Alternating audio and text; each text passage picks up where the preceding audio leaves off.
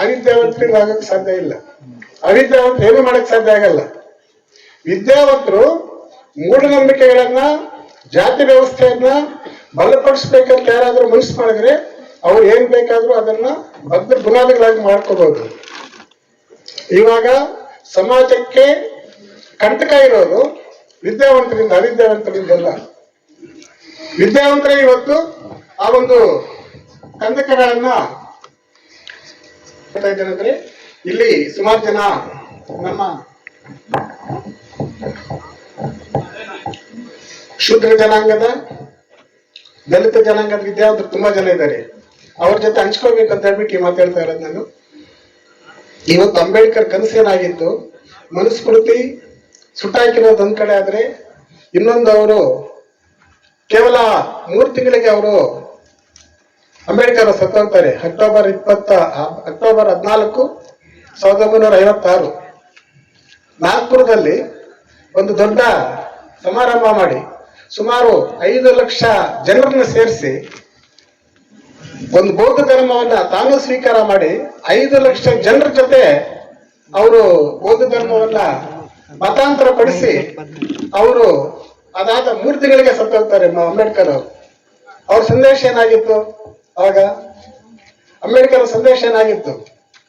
ಈ ದೇಶದಲ್ಲಿ ಎಲ್ಲಾ ಧರ್ಮಗಳ ಬಗ್ಗೆ, ಎಲ್ಲಾ ಕಾನೂನುಗಳ ಬಗ್ಗೆ, ಸುಮಾರು ದೇಶಗಳ ಬಗ್ಗೆ, ಸುಮಾರು ದೇಶದಲ್ಲಿರ್ತಕ್ಕಂಥ ಸಂವಿಧಾನಗಳ ಬಗ್ಗೆ ಅಧ್ಯಯನ ಮಾಡಿ, ಧರ್ಮಗಳ ಬಗ್ಗೆ ಅಧ್ಯಯನ ಮಾಡಿ, ಈ ದೇಶದಲ್ಲಿರ್ತಕ್ಕಂಥ ಹಿಂದೂ ಧರ್ಮ ಆಗಿರ್ಬೋದು, ಕ್ರಿಶ್ಚಿಯನ್ ಧರ್ಮ ಆಗಿರ್ಬೋದು, ಮುಸ್ಲಿಂ ಧರ್ಮ ಆಗಿರ್ಬೋದು, ಸಿಖ್ ಧರ್ಮ ಆಗಿರ್ಬೋದು, ಎಲ್ಲಾ ಧರ್ಮಗಳಿದ್ರೂ ಕೂಡ ಸುಮಾರು 2500 ವರ್ಷಗಳ ಹಿಂದೆ ಈ ದೇಶದಲ್ಲಿರ್ತಕ್ಕಂಥ ಆರ್ಯರು, ಬೇರೆ ದೇಶದಿಂದ ಬಂದಿರತಕ್ಕಂಥ ಬ್ರಾಹ್ಮಣರು, ಈ ದೇಶದಲ್ಲಿರ್ತಕ್ಕಂಥ ಬೌದ್ಧ ಧರ್ಮವನ್ನು ಆಚೆ ಓಡಿಸಿರ್ತಕ್ಕಂಥ ಬೌದ್ಧ ಧರ್ಮವನ್ನ ಮತ್ತೆ ಈ ದೇಶದಲ್ಲಿ, ಯಾಕಂದ್ರೆ ಬೌದ್ಧ ಧರ್ಮದಲ್ಲಿ ಸಮಾನತೆ ಇತ್ತು, ಮಹಿಳೆಯರಿಗೆ ಸ್ಥಾನಮಾನ ಇತ್ತು, ಎಲ್ಲರಿಗೂ ಕೂಡ ಈ ದೇಶದಲ್ಲಿ ಒಂದು ಸಮಾನತೆ ಇರ್ತಕ್ಕಂಥ ಧರ್ಮ ಬೌದ್ಧ ಧರ್ಮ ಅಂತಕ್ಕಂಥ ಒಂದು ಅಧ್ಯಯನ ಮಾಡಿ, ಆ ಬೌದ್ಧ ಧರ್ಮವನ್ನು ನಾನು ಮತ್ತೆ ಒಂದು ಈ ದೇಶದಲ್ಲಿ ಪ್ರತಿಷ್ಠಾಪನೆ ಮಾಡ್ಬೇಕಂತೇಳಿ ಸುಮಾರು 2500 ವರ್ಷಗಳ ಹಿಂದೆ ನಾಶ ಆಗಿರ್ತಕ್ಕಂಥ ಬೌದ್ಧ ಧರ್ಮವನ್ನ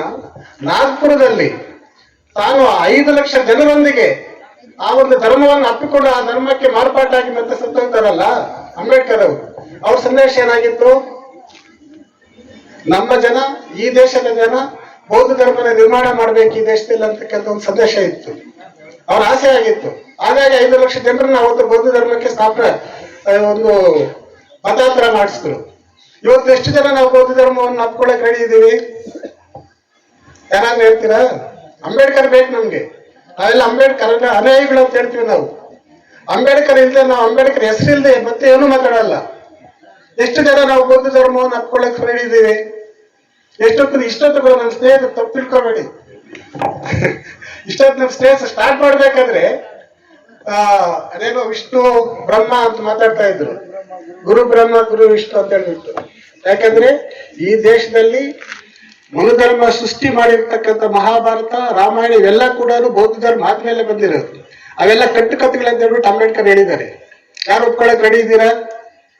ಅಂಬೇಡ್ಕರ್ ಹೇಳಿದ್ದಾರೆ ರಾಮಾಯಣ ಮತ್ತು ಮಹಾಭಾರತ ಎರಡು ಕೂಡ ಕಟ್ಟುಕತೆಗಳು. ಅದು ಬ್ರಾಹ್ಮಣ ಧರ್ಮಕ್ಕೂ ಬೌದ್ಧ ಧರ್ಮಕ್ಕೂ ನಡೆಯಿರ್ತಕ್ಕಂಥ ಮಹಾ ಯುದ್ಧಗಳನ್ನ ಇವತ್ತು ಮನರಂಜನೆಗಾಗಿ ಅದನ್ನ ನಾಟಕಗಳ ರೂಪದಲ್ಲಿ ಇವತ್ತು ನಮ್ಮ ಮುಂದೆ ಇಟ್ಟಿದ್ದಾರೆ ಅಂತ ಹೇಳ್ಬಿಟ್ಟು ಅಂಬೇಡ್ಕರ್ ಹೇಳಿದ್ದಾರೆ. ಅಂಬೇಡ್ಕರ್ ಪುಸ್ತಕಗಳನ್ನ ಓದ್ತೀವಲ್ಲ, ವಿದ್ಯಾವಂತರನ್ನ ಓದ್ತೀವಲ್ಲ, ಅಂಬೇಡ್ಕರ್ ನಮ್ಗೆ ಓದ್ತೀವಿ. ಅಂಬೇಡ್ಕರ್ ವಿಚಾರಗಳು ಬೇಕು, ಅಂಬೇಡ್ಕರ್ ಕೊಟ್ಟಿರ್ತಕ್ಕಂಥ ಸಂವಿಧಾನ ಬೇಕು, ಅಂಬೇಡ್ಕರ್ ಕೊಟ್ಟಿರ್ತಕ್ಕಂಥ ರಿಸರ್ವೇಶನ್ ಬೇಕು, ಅಂಬೇಡ್ಕರ್ ಕೊಟ್ಟಿರ್ತಕ್ಕಂಥ ಬೌದ್ಧ ಧರ್ಮ ಯಾರು ಎಷ್ಟು ಚರ್ಚಿಸ್ಬೇಕು? ಯಾರು ತಗೊಳ್ತಾರೆ ಬೌದ್ಧ ಧರ್ಮ? ಅವರು ಪ್ರಮಾಣ ಮಾಡ್ತಾರೆ ಅಂಬೇಡ್ಕರ್ ಅವರು, ನಾನು ವಿಷ್ಣುವನ್ನ ದೇವರಂತ ನಮ್ಮಲ್ಲ, ಕೃಷ್ಣನನ್ನ ದೇವರಂತ ನಮ್ಮಲ್ಲ, ರಾಮನನ್ನ ದೇವರಂತ ನಮ್ಮಲ್ಲ, ಅವರು ಬರೀ ಕಾಲ್ಪನಿಕ ಪಾತ್ರಗಳು ಅಂತ ಅಂಬೇಡ್ಕರ್ ಹೇಳಿದ್ದಾರೆ. Riddle of Rama and Krishna ಓದಿರ್ತಾರೆ, ನಮ್ಮ ಮೂರ್ತಿಯವರೆಲ್ಲ ಓದಿರ್ತಾರೆ. Riddle of Rama and Krishna ಅಂತ ಹೇಳ್ಬಿಟ್ಟು ಒಂದು ಪುಸ್ತಕ ಬರೆದಿದ್ದಾರೆ. ಆ ಪುಸ್ತಕವನ್ನು ಅಂಬೇಡ್ಕರ್ ಬರೆದು ಕೊಟ್ಟಿದ್ದಾರೆ ನಮಗೆ. ಆ ಪುಸ್ತಕವನ್ನು ಓದಿ ಆ ರಾಮ ಅಂಡ್ ಕೃಷ್ಣ ದೇವರೆಲ್ಲ ಅವ್ರ ಕಾಲ್ಪನಿಕ ಪಾತ್ರಗಳು ಅಂತ ಹೇಳ್ಬಿಟ್ಟು ನಾವು ಎಷ್ಟು ಜನ ಹೇಳೋದಕ್ಕೆ ಸಾಧ್ಯ ಆಗ್ತದೆ? ಬುದ್ಧ ಧಮ್ಮ ಅಂತ ಹೇಳ್ಬಿಟ್ಟು ಒಂದು ಪುಸ್ತಕ ಬರೆದಿದ್ದಾರೆ ಅಂಬೇಡ್ಕರ್ ಅವರು. ಅದ್ರ ಪ್ರಕಾರ ಈ ದೇಶದಲ್ಲಿ ಬೌದ್ಧ ಧರ್ಮವನ್ನ ಯಾವ ರೀತಿ ಈ ದೇಶದ ಬ್ರಾಹ್ಮಣರು, ಈ ದೇಶದಲ್ಲಿರ್ತಕ್ಕಂಥ ಕೇವಲ 3% ಬ್ರಾಹ್ಮಣರು ಬೌದ್ಧ ಧರ್ಮವನ್ನು ನಾಶ ಮಾಡಿದ್ರು ಅಂತ ಹೇಳ್ಬಿಟ್ಟು ಅದರಲ್ಲಿ ಸ್ಪಷ್ಟವಾಗಿ ಅಂಬೇಡ್ಕರ್ ಬರೆದಿದ್ದಾರೆ. ನಾವು ನಮ್ಮಲ್ಲಿ ಓದಿರ್ತಕ್ಕಂಥ ಸುಮಾರು ಜನ PhD ಮಾಡಿದ್ದಾರೆ. ನಮ್ಮಲ್ಲಿರ್ತಕ್ಕಂಥ ಜನರು MSc, PhDಗಳು, MAಗಳು, ಡಿಗ್ರಿಗಳಿಗೆ ಲೆಕ್ಕ ಇಲ್ಲ. ಇವತ್ತು ಯಾರಾದ್ರೂ ಇದ್ರೆ ಇವತ್ತು ಹೋಮ ಹವನ ಮಾಡ್ಬೇಕಂತಕ್ಕಂಥವ್ರು ಯಾರಾದ್ರೂ ನಮ್ಮವರೇ. ಇವತ್ತು ಲಕ್ಷ್ಮೀ ಪೂಜೆ ಯಾರಾದ್ರೂ ಮಾಡೋದಾದ್ರೆ ಅದು ಜಾಸ್ತಿ. ಇವತ್ತು ಫಸ್ಟ್ ಯಾರೋ ಲಕ್ಷ್ಮೀ ಪೂಜೆ ಯಾರೋ ಇವ್ರು ಮಾಡ್ತಾ ಇದ್ರು, ಯಾರು ವೈಶ್ಯರು, ಕಾಂಟಿಗರು ಅಂತ ಹೇಳ್ತೀವಲ್ಲ, ಅವ್ರು ಮಾತ್ರ ಮಾಡ್ತಾ ಇದ್ರು ಲಕ್ಷ್ಮೀ ಪೂಜೆ. ಇವತ್ತು ಲಕ್ಷ್ಮೀ ಪೂಜೆ ಯಾರು ಮಾಡ್ತಾರೆ ಅಂತ ಹೇಳಿದ್ರೆ ನಮ್ಮ ಶೂದ್ರ ಜನಾಂಗದಲ್ಲಿ ಇರ್ತಕ್ಕಂಥವ್ರು ಸಾಲ ಮಾಡ್ತಾರೆ ಲಕ್ಷ್ಮೀ ಪೂಜೆ. ಸಾಲ ಮಾಡ್ಬಿಟ್ಟು ಚಿಲ್ಲರೆ ಮಾಡ್ಬಿಟ್ಟು ಲಕ್ಷ್ಮೀ ಪೂಜೆ ಮಾಡ್ತಾರೆ. ಅದು ಯಾರೋ ಇವ್ರು ಮಾಡ್ತಾ ಇದ್ರು, ವೈಶ್ಯರು ಮಾಡ್ತಾ ಇದ್ರು. ಶ್ರೀರಾಮನವಮಿ ಮಾಡ್ತಾ ಇದ್ದವ್ರು ಯಾರು ನಿಮ್ಗೆ ಗೊತ್ತಿರ್ತದೆ, ಎಲ್ರಿಗೂ ದೊಡ್ಡವ್ರಿಗೆ ಗೊತ್ತಿರ್ತದೆ, ಹಳಬರಿಗೆ ಗೊತ್ತಿರ್ತದೆ. ಶ್ರೀರಾಮನವಮಿ ಹಬ್ಬ ಮಾಡ್ತಾ ಇದ್ದಿಲ್ಲ. ಇವಾಗ ಶ್ರೀರಾಮನವಮಿ ದೊಡ್ಡ ಹಬ್ಬ.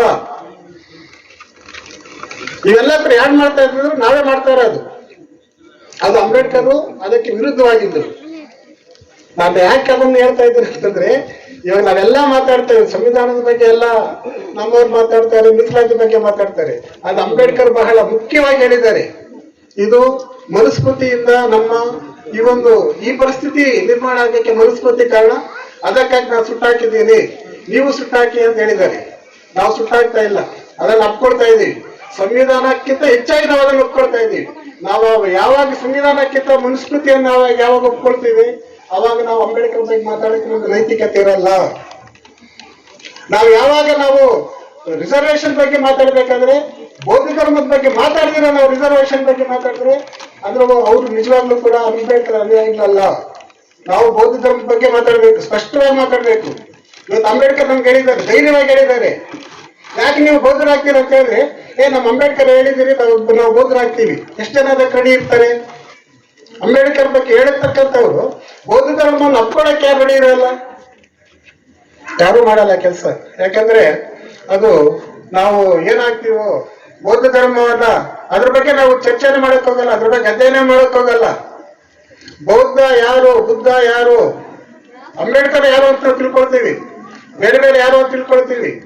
ನಾವು ಬುದ್ಧನ ಬಗ್ಗೆ ನಾವು ತಿಳ್ಕೊಳ್ಳೋಕೆ ನಾವು ಯಾರು ರೆಡಿ ಇರಲ್ಲ. ಓದ್ಕೊಂಡಿದ್ದೀವಲ್ಲ ನಾವು, ಯಾಕೆ ಓದಬಾರದು? ನಾವು ಕನಿಷ್ಠ SLC ಓದಿದ್ರೆ ಸಾಕು, ಜಾಸ್ತಿ ಬೇಡ. ಅದೇನ ಅದಕ್ಕೆ PhD ಮಾಡ್ಬೇಕಾಗಿಲ್ಲ. ಬುದ್ಧನ ಬಗ್ಗೆ ತಿಳ್ಕೊಳ್ಳೋಕೆ SLC ಆಗಿದ್ರೆ ಸಾಕು, ಓದಕ್ಕೆ ಓದ್ಕೊಳ್ಳಿ. ಯಾಕಂದ್ರೆ ಅಂಬೇಡ್ಕರ್ ಅಂತ ಹೆಸರು ಬರ್ಬೇಕಾದ್ರೆ ಯಾಕಂದ್ರೆ ಇವಾಗ ರಿಸರ್ವೇಶನ್ ಬಗ್ಗೆ ಮತ್ತೆ ಅದ್ರ ಬಗ್ಗೆ ಇದ್ರ ಬಗ್ಗೆ ಎಲ್ಲಾ ಮಾತಾಡ್ತಾ ಇದ್ದಾರೆ, ಸಂವಿಧಾನದ ಬಗ್ಗೆ ಮಾತಾಡ್ತಾ ಇದಾರಲ್ಲ, ಅದಕ್ಕೆಲ್ಲಕ್ಕಿಂತ ಮಿಗಿಲಾಗಿ ನಾನು ಮಾತಾಡೋದು, ಬಹಳ ಮುಖ್ಯವಾಗಿ ನಮ್ಮ ಸ್ನೇಹಿತರ ಜೊತೆ ನಾನು ಮಾತಾಡೋದು, ಇದನ್ನ ನಾವು ಪ್ರಚಾರ ಮಾಡ್ಬೇಕಾಗಿತ್ತಂತ ಜವಾಬ್ದಾರಿ ನಮ್ದಾಗಿದೆ. ನಮ್ ಜವಾಬ್ದಾರಿ ನಾವು ಇಷ್ಟು ಓದ್ಕೊಂಡಿರ್ತಕ್ಕಂಥ ನಮ್ಮ ಜವಾಬ್ದಾರಿ ಏನಾಗಿರ್ಬೇಕಂತ ಹೇಳಿದ್ರೆ, ಅಂಬೇಡ್ಕರ್ ಏನ್ ಹೇಳಿದಾರೆ ಅದನ್ನ ನಾವು ಚಾಚಿ ತಪ್ಪದೆ ಕೆಲಸ ಮಾಡ್ಬೇಕು. ಅದು ಯಾರಾದ್ರೂ ಆಗ್ಬೋದು. ಆ ತರ ಮಾಡಿದ್ರೆ ಅವಾಗ ಒಂದು ಸಮಾನತೆ ಇರ್ತಕ್ಕಂಥ ಸಮಾಜ ನಿರ್ಮಾಣಕ್ಕೆ ಸಾಧ್ಯ ಆಗ್ತದೆ. ಇದು ಕ್ಲಿಯರ್ ಆಗಿರ್ಬೇಕು. ಒಂದು ಮೂಢನಂಬಿಕೆ ಇರ್ತಕ್ಕಂಥ ಒಂದು ಸಮಾಜ ಹೋಗ್ತದೆ, ಒಂದು ವೈಜ್ಞಾನಿಕವಾಗಿರ್ತಕ್ಕಂಥ ಒಂದು ಧರ್ಮ ನಿರ್ಮಾಣ ಆಗ್ತದೆ. ಅದು ಬೌದ್ಧ ಧರ್ಮ.